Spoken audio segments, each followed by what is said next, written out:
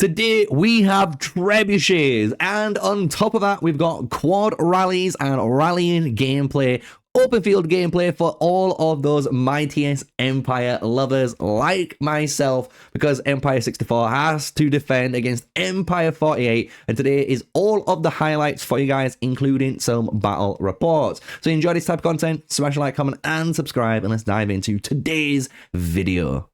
So as always, the first thing we need to go down is the power rankings in the personal power and obviously the alliance power and merit for both of the servers, so you guys kind of know what we are going down. So these are the top 10, and there is some heavy hitters in there, and we do go up against them on our side. So big shout out to all of the Empire 48 members that did turn up to this Mightiest Empire. And when we look into the power ratings, honestly, they've got a nice spread of power, right? If we're going into the top 30, 25.9 million, and as we start seeing it going lower and lower into obviously the 39s, and obviously in the top 50, it's going to drop off to about 21 million for that, right? So you can see there 21.5 boom on the top 50 for Empire 48. So they are very strong. They've got good players all spread around really well too. You'll notice in their alliance setups, like they've got a bunch of players in multiple alliances, which is really good because that means obviously you've got multiple ways to attack your opponents when it comes to obviously the good old Mightiest Empire event. So that is basically the top 100 power ranking for Empire 48, capping out at 17.4 million. So now, if you are wondering why the gameplay does look like this in between, it's all because I were recording this on my tablet, so I do apologize for that. But coming into the alliance power, even though it bugs out sometimes, I don't know why it does that, 2.3 billion for the WG, and then 2.1 on KCU, BRR at 1.8, and then Forever or Avalon 1.2. And you are going to see red, you will see some red members appear. They're at 600 million, so they've got a nice little kind of mercenary shell there that does their own little job. And when it comes to the merits, really good merits across the board again, like red showing up, I'm telling you, when it comes into there. So now we've got, as you guys know, this is Empire 64. I just thought I'd give you guys a kind of little quick update on the top 20 at least, so you know what we're looking like when it comes in terms of power. You guys may want a full update on the server. We can do that on a future video. But when we come to the actual alliance power, the things that matter, here we go. 2.5 billion power for Smash Squad 1. Obviously in my alliance, what I'm in, 2.1 billion, and then we've got 2 billion on the Smash Squad 4. So our main three Smash Squads all basically 2 billion power. And then coming behind us really nicely is Cataclysm at 1.2 billion. So we're basically a 4 major team alliance, even server, shall we say, even though we've got obviously these academies below which have got fighters in there that will turn up and they will, you know, have a little bit of fun, but we are obviously the main 4 fighting alliances when it comes into it. So now let's get into the fun stuff. Let's dive into obviously the gameplay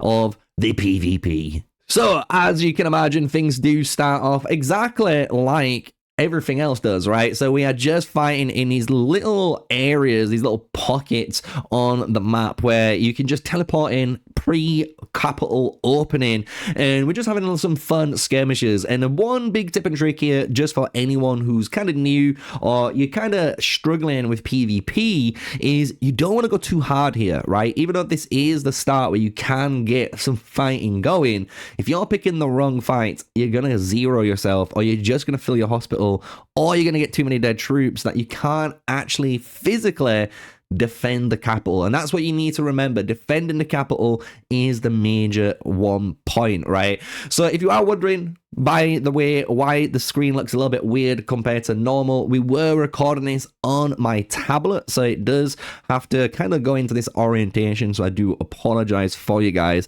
because we are obviously playing the test server on BlueStacks, and we'll get the main, you know, aspect ratio properly fixed very, very soon when obviously the test server is over. So here I just wanted to kind of pan out and just showcase, look, big shout out to all of the guys that honestly turned up here just in this early game where you can have some fun fights with obviously the enemy. So from here, this is where we're going to go into where the actual war really starts, so we get some really craziness kicking off for the Mightiest Empire. So, as we're about to enter the war, the capital obviously opening, so you can rally the gates, rally everything. I kind of wanted to showcase where the current kind of situation is, right? So we are behind on points, right? Currently, we're 1.7 billion behind, and we're obviously fighting during this war stage. So this is where we can easily come back, because you've seen it before where we've had over, I think it was like a 10 billion deficit, and we just won. We won through just sheer control of points and just dominating on the open field. So here we've got some kind of extra skirmishing just as the capital's opening, and I kind of wanted to showcase this just to teach some players how to kind of control your march if you're worried that you're always going to get killed, or you're going to get targeted, or you're just taking bad fights. So you can see I'm actually pushing towards these infantry players, because I'm obviously running Mulan, and Mulan just eats infantry, especially if they've got only, you know, T5 or T6. You're going to honestly eat them. Even when it comes to a Lubu march, it sounds crazy.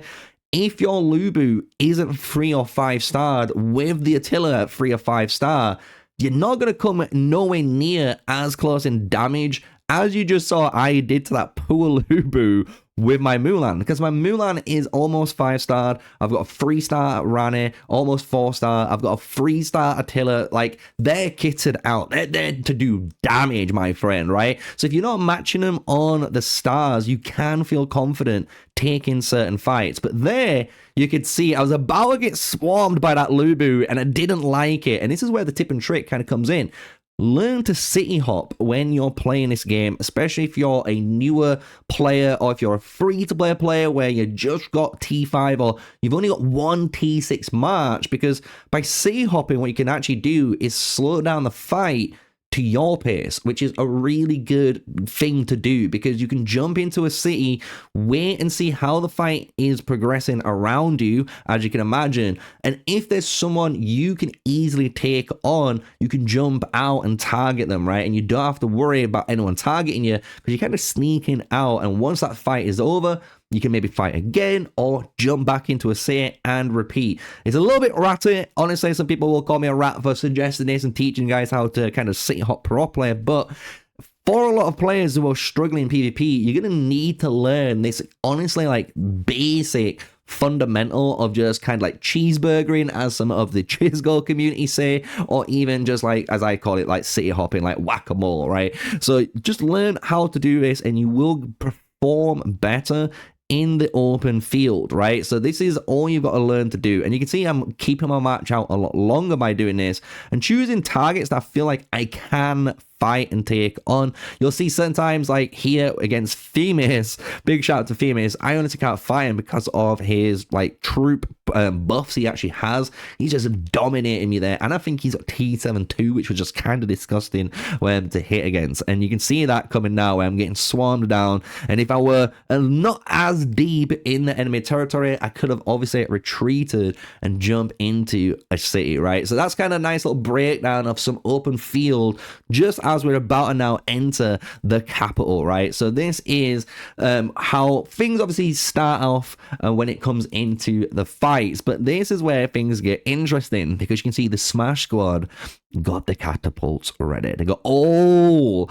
of the trebuchets ready, and the thing is with trebuchets, we're going to see some of that gameplay later on when I am even piloting on them, so I'm going to give you guys tips and tricks on how to obviously use them. But you can see here, this is the opening fight for the capital, because what you can see happening from Smash Squad 4 is they need to win the open field here. They need to cover this area to get all of those trebuchets into this area, which is the center, because they would plan obviously on rallying trebuchet in the past, which is kind of the meta. So if you didn't know this, right, here's a little guide for you guys, but it's no secret. Everyone's been doing it if you're in a competitive server by using trebuchets correctly to kind of speed the process up. And you can see it's not allowing many people to teleport in, right? Because we've got to wait for the timer for that capital to go. So once we get into it, we start fighting, and the first major task for us, and this is in Smash Squad 0, is we're fighting for this sword statue, right? So our major task is to control it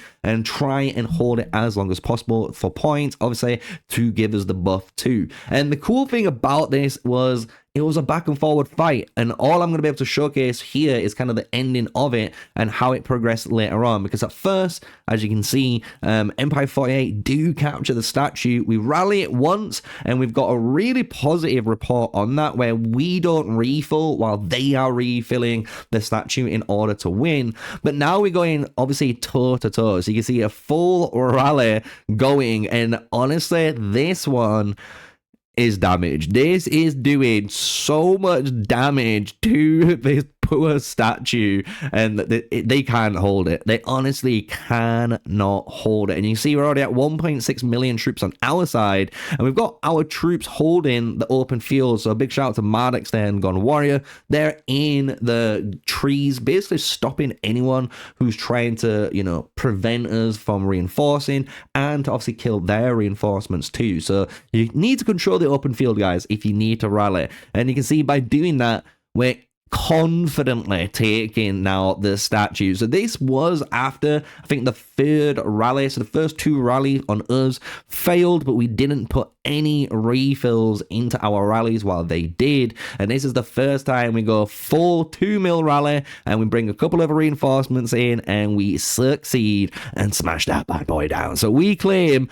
the statue here, right? And you will see throughout, honestly, the gameplay, the statue flipping again. That is one major battle war zone in there. But during this time, you'll see at the same time, a rally was on the way from the Smash Squad 1. And this is a little bit of a spoiler for later on. So if you pay attention to this point, this whole area, this is a big spoiler for later on what occurs. So you've got Smash Squad 1 taking on the very first rally from Empire 48, and everyone was wondering how good is this rally gonna be, and I'm gonna be honest, it didn't look that hopeful. You can see already that rally is getting eaten up, absolutely eaten up, and there's not many reinforcements going into even the pass. You can see the city does get 1 or 2 troops in, so I'm not gonna say it didn't get anything, because you can see there, boom, reinforcements just arrived, 130k, 130k.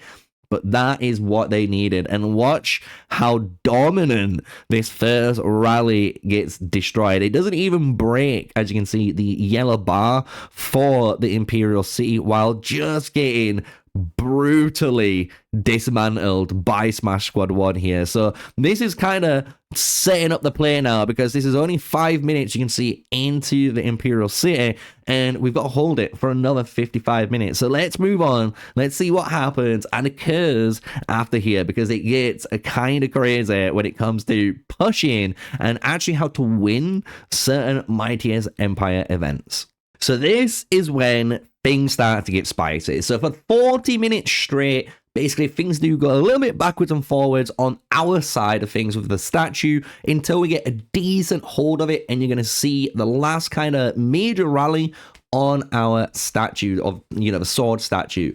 However, you can see, because we control the field, especially on that top side now, we are providing support with Smash Squad of 4, I believe, here, to defend that north gate, stopping any reinforcements coming into the capital city, because this is where we first fought, honestly, this first time in the Discord while we was all in VC, we're like, this could be a bit scary now, because we're going to see the first quad rally going on to the Imperial City. And you can see 2 of these rallies hit at the same time, and then 2 more basically follow up. And you're going to see something absolutely disgusting. Like I said, if you remember earlier, as a little spoiler on how much damage our capital city was doing, this should put it in perspective. You're watching 2 of these rallies basically die almost near the same rate. One's at 50%,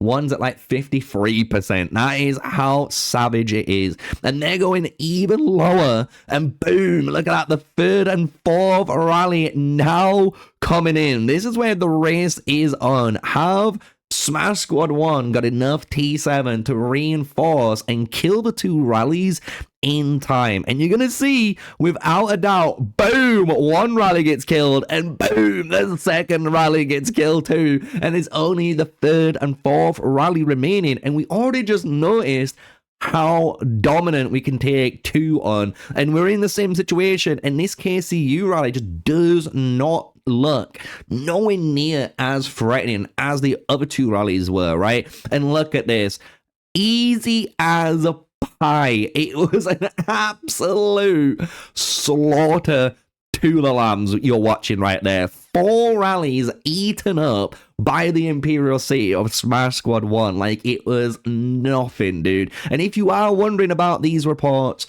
don't worry, we do have the report for all of this. It's going to be at the end of the video, so just make sure you stick around all the way to the end, and you can check out some of these brutal reports from all of the action here. So from here, we win the, obviously, Imperial City, and we've got now some more fighting to occur, and we can now punish players really badly, because one aspect in the game which we've kind of obviously put in the early part of the video and we've kept it all the way to near the end is the trebuchets, right? How can trebuchets be used? So first thing is, you need to dominate, obviously, the open field. So this was the very last kind of attempt from Empire 48 here to take on our sword tower, because if they don't take this, they can't put any more resources into trying taking it again, because they're going to need it if they were going to re-rally the Imperial City, which they do try. It just doesn't go, obviously, in their favor because they didn't send a quad rally again. But when it comes to this one, this is where we have full control. Smash Squad 0 here. Big shout out to my alliance, because they turned up, and honestly, we held the open field here to allow reinforcements to come in for the very first time. And you're going to see how easy it is to defend the tower if you've got your reinforcements ready. So instantly one goes out, the next one's basically coming in. And what I do, it's up to you guys, I try and get a couple of extra merits. I do just send the Richard Suicide out on any of those marches, just kind of like above me here, right, just to get some extra kills and then send them packing home, while we've got someone else obviously in the good old garrison. So Miyamoto honestly gets destroyed there. So one thing to give you guys a nice lesson learned is don't put Miyamotos in rallies, or even just in garrisons, because primarily you're gonna see just Mulans. You're gonna see so many Mulans and even pikemen that are just really good in those situations. So you're gonna see that. Don't put any Miyamoto. Your infantry are going to get eaten up 9 times out of 10. It's just not worth the loss. So that's kind of like a little lesson learned there while we were watching my Miyamoto get eaten up. But from there, we do win the city tower, right? And because we win the city tower, we start to open up the open field. And this is where we were talking about trebuchets. And we've got to shout out to the guy here, because we've got a screenshot will pop up here what he sent to Mardex afterwards. And we just trebuchet the scariest players away. And this is what is so powerful about trebuchets, because you can bring 5 trebuchets out, for example, and just send all 5 on one target, and you're gonna melt them within a minute. And if you do that, they're fucked, guys. They cannot teleport back for a whole hour, and that is the end of his Mightiest Empire journey, basically. He's out of the game. And the thing is, we do mess up here, I will tell you. We go for this little 30 player. The problem is we already did some damage to them, but if we were Sparta, there was Japu, and I think we'll see Japu in a minute, that we should have destroyed, because he was a menace to society. So big shout out to Empire 48 Japu as well, because he was doing work on the open field. So because some of our guys already started hitting this city, it made sense to just prioritize that city, get the damage done on it, and it was over, right? So that's basically what happened in all of the Mightiest Empire, because when it comes into the things, we held it for the last 15 minutes, and this comes into the personal cross-border PvP scores. And yes, you're seeing that. If we go back to the top, 1.3 billion points for Raz and Boone then, or Bun, doing some monstrous work for Empire 48. So big shout out to these two absolute Krakens putting in the effort for this, obviously, event. I finished 146, which honestly I'm pretty happy with, because I'll be real with you guys, I haven't got the troops to be fighting right now because I am saving for a Mightiest Governor event, so I could hopefully unlock Ramcam for my account. So I've been waiting and waiting and waiting to power up. So I'm happy where I landed in my, top 150 spot here. But when we look at these scores, they are terrifying. You can tell the players that were in there doing the rallying and doing the garrison work, and on top of that, we're just doing the world's favor controlling the open field to stop those reinforcements from coming. So I want a big shout out to, honestly, everyone here. This is Empire 48 and Empire 64 that turned up, because for everyone who turned up, you made it fun, and we had an amazing time, I want to say, on the Empire 64 behalf, because we had a great atmosphere, we had great fun, there was no toxicity either when it came into our voice chat anyway, so it was great. Honestly, I love these events. I do hope in the future, if there's a dev watching this, they improve them in some way. Maybe instead of just giving us 50% of the healing, try and get that up, maybe 60%, 75%. I know I'm asking for a lot, but getting those dead troops back for a lot of the free-to-players, lower spenders, and medium spenders just allows them to keep playing in this Mightiest Empire event without feeling burnt out, without feeling the pressure of constantly needing to, train.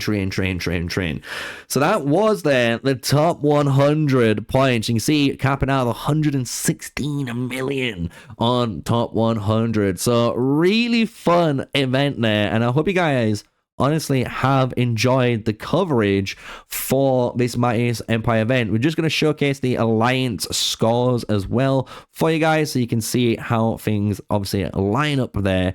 But that's going to be it. We covered everything in there in this video, and honestly, it was such a good one. We had rallies going in there. We had the obviously open field. We had the trebuchets. It was just amazing to see everyone working together on both sides to try and achieve their goal. So what we're going to do now, just to finish off the video, like I've kind of mentioned for everyone, the battle reports. I got a little video clip where we basically go through all of the rally reports that were sent through Smash Squad. So if you want to see that, you can. If you don't, I want to say thank you for watching right now, and smash a comment, subscribe, hit the like button, because it's been a pleasure covering this event. So let's dive into the good old battle reports. So big shout out to Commander here, obviously providing all of the battle reports, and I do think Hyperion sends some too, so big shout out to everyone who gives us the battle reports here, and you can see how devastating these were. These were some of the different battle reports from the rallies that were occurring, and you can see even the big shout to the Archer players there. Look at the Mulan, Phoenix coming in MVP with the amount of merits he's obtained. Obscene. But coming in number 2, as we all kind of love to see, the Lubu, right? Everyone's on the Lubu bandwagon, so obviously you're going to see a lot of Lubus probably in these battle reports in the MVP. So that is kind of the first set of rally reports there on the Imperial City, and you can see here is the second one. So again, when you watch kind of like the first set of rallies when only a single rally was being sent, and obviously you saw one get melted, these were kind of the reports that were coming out from there. So you can see the losses here on obviously Empire 48, 60k deads to our 34k deads, and then our gravely wounded, so everything that's going to the hospital, 222k to their 393k. So yeah, we were hitting hard, and that was one rally, and then you got this next one here, 34.3, then 60, 393, and 222. So you can see the battle report kind of being a little bit more extended there, and going into the MVPs, yes, it's the Lubus. We've got Lubu, Guan Yu, Attila, and Lubu, Guan Yu, Attila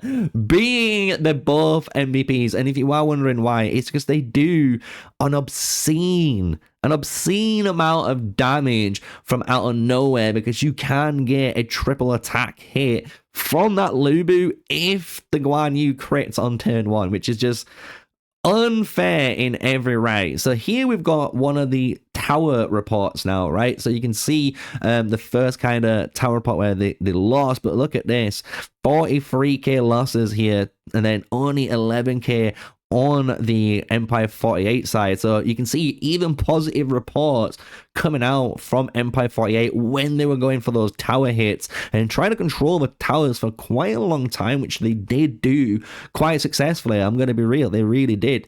So moving into the next one here, you can see the Cavalry Sacred Tower. This is from, again, Smash Squad 1, rallying it over. You got 12.7k losses on their end to 29.3k on Empire 48. 82.9k in the hospital for Empire 64, and then 192k. So they got another 110k extra sent to the hospital. So that is the nastiest rallies. But you're going to see some disgusting ones soon, because as you can imagine, the quad rallies, right? We got the quad rally reports on their way. So these were just kind of some nice filling reports. And one thing which shocked me here, Empire 48's #1 MVP. Look at that. He's running the good old Trebuchet, King Derek, and Miyamoto match, which honestly, if you're playing in Season 1 when you first play the game, it's an insanely good match because you might not have the Yodit.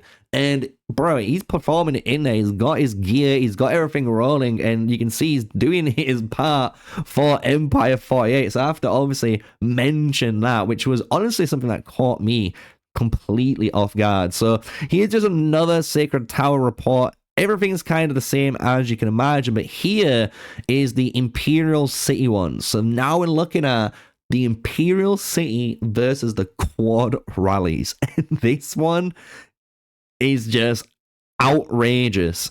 Only 7.3k deads, which is nothing for the Smash Squad 1, to 48.7k deads on Empire 48. Jesus Christ. And then you've got 49.6k guys to the hospital, which is nothing for, again, Smash Squad here, going to 319 for Empire 48. What a positive trade, I must admit, for that very first one. 61k merits earned to 11,000. So if that doesn't just showcase the sheer difference on that rally, I don't know what does, right? Because that one is savagery. And we do have obviously the other rallies here. Just wanted to showcase here the obviously MVPs being archers and some infantry, which was shocking to kind of see. I'm going to be honest, I wouldn't put these infantry matches in there. But the next one, 30k to 61.k, you got 199k to 400,000. So basically almost 2 to 1, right, on the odds here. And this is what people were more likely expecting to see. Hannibal, Ashoka, Justinian, and then on the Empire 48 side, Lubu, Guan Yu, Attila being the MVP marches here. And you can say, wow, just wow. Honestly, so much craziness here. This is kind of the last report, but I'm going to kind of end it on for today's video. So if you guys enjoyed the coverage and a little bit different compared to how I've done these Mightiest Empire event videos, let me know in the comment section down below. We can try something else different again. But just to give you guys again a heads up, we were recording this on the tablet, so I wasn't able to kind of record this on the BlueStacks and give you guys full screen and record it as I'm kind of playing on the fly too. So I hope you guys have enjoyed all of the battle reports, all of the gameplay coverage for Age of Empires Mobile. And if you have, you know what to do, smash a like, comment, and subscribe to the channel. We do Age of Empires Mobile daily content here on the MrSneakyy gaming channel. So until the next one, stay safe guys, stay sneaky, peace out.